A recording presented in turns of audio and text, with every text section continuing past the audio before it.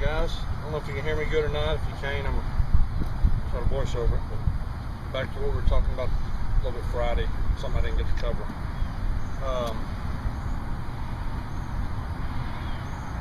That I covered in the one that I didn't take. The thing that you're swinging, you know, a lot of people want to lean the shaft in the golf ball this way, create leverage, you know, through spinning.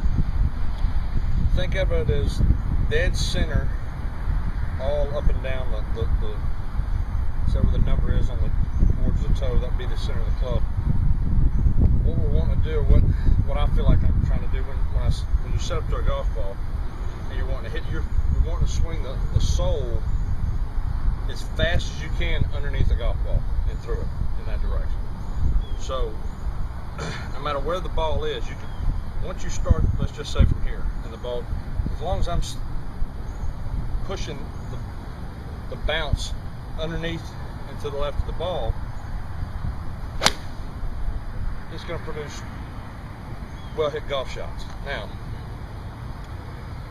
what happens is a lot of people trying to swing the face in the back of the ball. This would be more trying to swing the face into something, creating an angle.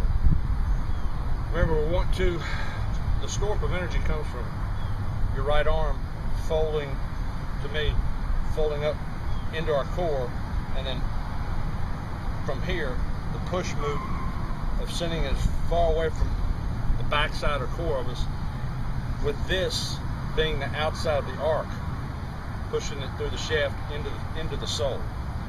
You can't try to feel like you're hitting the ground as hard as you can with the sole of the club, not the front edge, the heel, the toe, the sole. Try to slam the sole into the ground as hard as you can.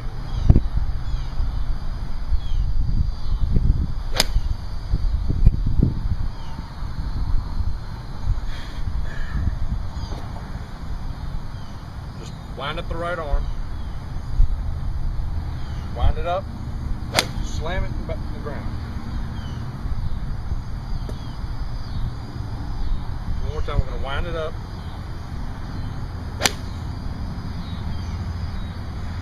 slam it in the ground.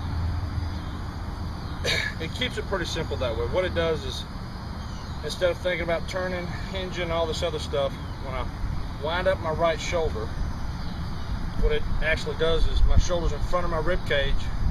As I kind of move out of the way to get it back here, it's still somewhat in the front, but when the club changes direction, it sets my shoulder on the side of my body. So it gives me some expansion, sort of, or store up, or however you want to look at it, in this side of my shoulder. But what happens is, this top line up here on our arms like this, when I'm up at the top, the club, I have top line on both the right side and left side of the shaft. So this thing is inside my circle up here. This would be the club in line with this part of the circle. And it's one way to do it. It's just now you're swinging more through the core, big core of your body, versus up here, we're swinging to the right side of our neck, to the front of our neck, the right to the front. From here, it would be from the right side of our body.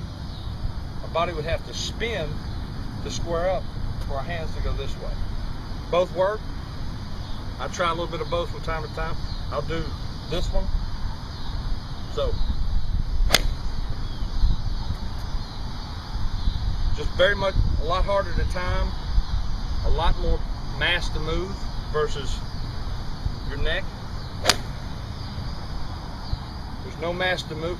Your body's going to get out of the way of your neck, but you're basically swinging around the right side of your neck. The more we pitch our head in this direction, the reason to pitch the head this way is when I'm here, even when I'm unloading the clubs now in front of me, my face is trying to stay in this position. This is the left side of my body. The club's, it's out in front of me and probably in front of my right hip, what you see. But for me, the club is now went on the left side of my face, on my body.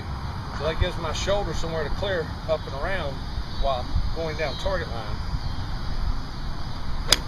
like that. So remember the right and left side, right, left, right, left. Now the left reaches over the right, right reaches over the left. But when we turn this, now we have the upper part of the body, if you look at it that way, is now we got one front arm, one facing right here. The front arm one is just an anchor point with the arms to go to the right side of the body, back to the left. So you cross both halves of the body as far as right to left. You cross the head in both directions, but you've only went around the right side of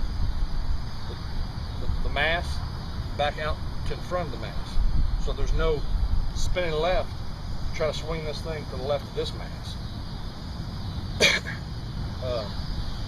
And that's why I think Tiger, Hogan, a lot of them do, is because they understand that you got to swing left to right of this thing more so than this. You just swing around one side of your body. You don't have to swing around the left and then around the right. You can, and this would be me trying to do it. All right, big slap hook. But there's no way to apply force on the ground and force into the sole of this club. You've got to imply downward and in front of your force. So I'm coming down, and my right arm's pushing the club down this way. The ball is out in front of me, probably in front of my toes, 3 feet. So I've got to get this thing pointed down and swing left 3 feet in front of my toes.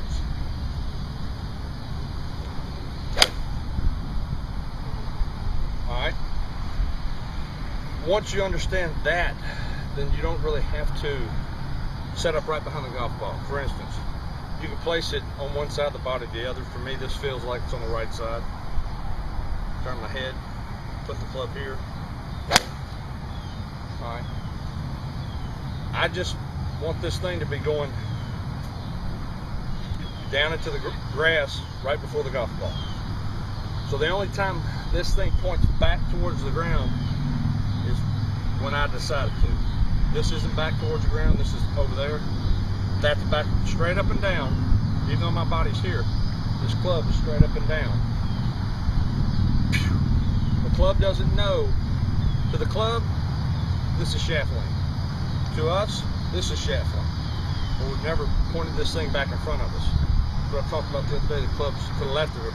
They're leaning the shaft, so they're creating this way pressure. There's no pressure down on this face to square it up. So you're kind of at bay to wherever this thing goes, to where when you slide,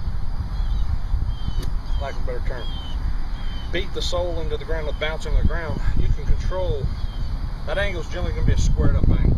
It's not going to be an open angle, because here again, that's not pointing straight up and down.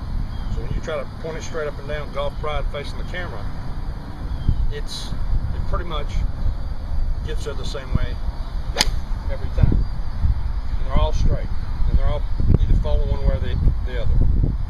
But it keeps the motion going around the corner of your neck, past your throat, that way.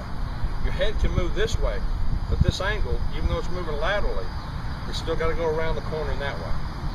I'll over-exaggerate that. We can get here, we can go up, move laterally, and still do it, because it's still got to go around something. Even if my body's here, it's got to go around this part of my face and back out in front.